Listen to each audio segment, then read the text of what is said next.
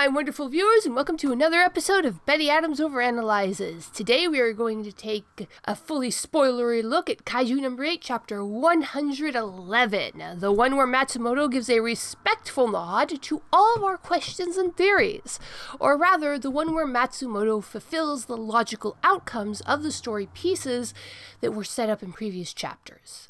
There will be spoilers, so I will give you this chance to click away by telling you to go check out the links below the video to get yourself a copy of my book, Humans Are Weird, I Have the Data, now available on Amazon. Short, absurd science fiction stories that examine what our little green friends will think of us once the glamour of first contact wears off. Where was Mina's big frickin' gun? Yeah, we see that, unlike the more melee-suited Kikoru, Mina can do real damage with her sidearm, but Mina's superpower is focused on having weapons that are engineered with far more unit organ tissue than any other officer could practically use. So why was she stuck using that comparative pea shooter for the majority of this fight? The answer is many-layered, but it was obvious enough not to be a real problem, despite the fact this question was rattling around in my head this entire time. Mina had dropped her weapon when Kaiju No. 9 grabbed her, and Kafka had moved her some distance away to keep her safe.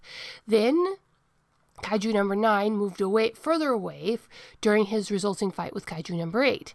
The necessity of keeping up the fight to provide support to Kafka meant that Mina couldn't go back for her main big frickin' gun. It isn't likely that the Defense Force has another one of those just lying around, and even if they did, the entire area had been evacuated, and we have seen in previous chapters that lesser officers are kept out of the line of fire when the Defense Force captains have their weapons fully activated on the field, such as the officers who explained this to Kafka's old monster sweeper friend when they evacuated the wedding party, right before Captain Nurumi was about to really let loose. Given how fast this fight was moving, how long Mina was out of commission, it makes sense that the Defense Force hadn't had time to get a new main weapon out to Mina.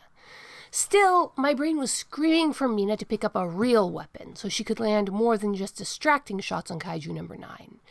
So, it only makes perfectly logical sense that once Kafka is able to seize the upper hand in the fight, that their plan was to force Kaiju No. 9 back to Kaiju No. 14's corpse, where Mina dropped her weapon. This is not a plot twist, because there was no other pathway set up to trick us into ignoring it, and it's not really Chekhov's gun, because the gun had already been fired. In fact, I don't know the exact name of the story element, but it was so satisfying. There was one huge, obvious step that a character needed to take, and the character took that step in the best, most satisfying timing. As I said, just satisfying. Meanwhile, we get a look at one of Kaiju No. 9's core character elements that is both his greatest strength and a very serious weakness. As a well-written character's core elements should be, his curiosity, his need to learn.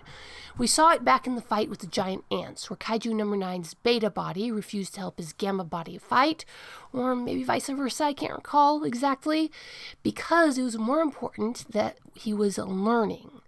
Kaiju No. 9 is learning more about Kaiju No. 8 in this moment, and the act of focusing all of this body's attention on analyzing Kaiju No. 8 is what distracts him from the physical fight and gives Mina and Kafka the edge they need to drive him back to where Mina's big freaking gun is, which is also where the teleportation corpse is, so that might be a confounding factor in everybody's plans.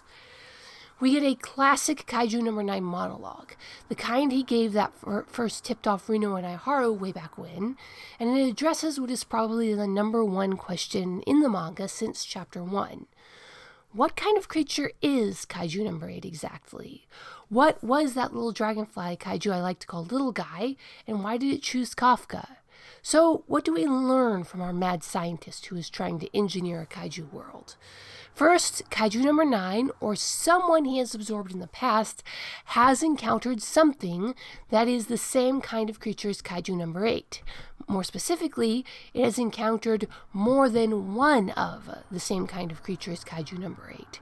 Kaiju number 9 recognized and identified the class of being that Kaiju number 8 belongs to, but it took him time and much observation.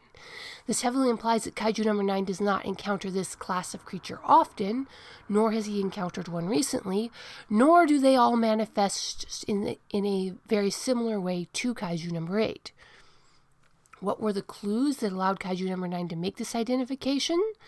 Well, Kaiju number 8 has destructive power that specifically work against Kaiju, and he has a power that interferes with Kaiju regeneration, making him a Kaiju designed to kill other Kaiju.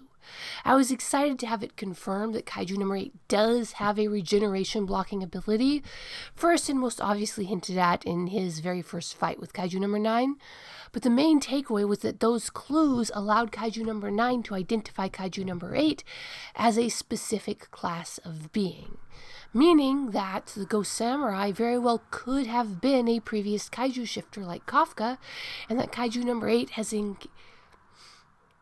Kaiju number 9 has encountered him or one like him before. Big reveals. But now we are left with Kaiju number 8 with about 15 seconds of awareness left on the clock, Mina with a big freaking gun that may or may not be fully functional, and Kaiju number 9 sitting right on top of his teleportation point.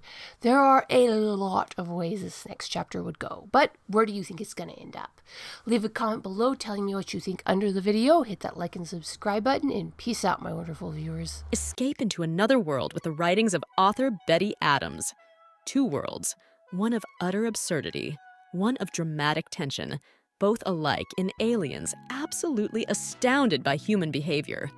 Humans are weird, short, absurd science fiction stories. Flying sparks, dragons, aliens, and things that go boom in the night.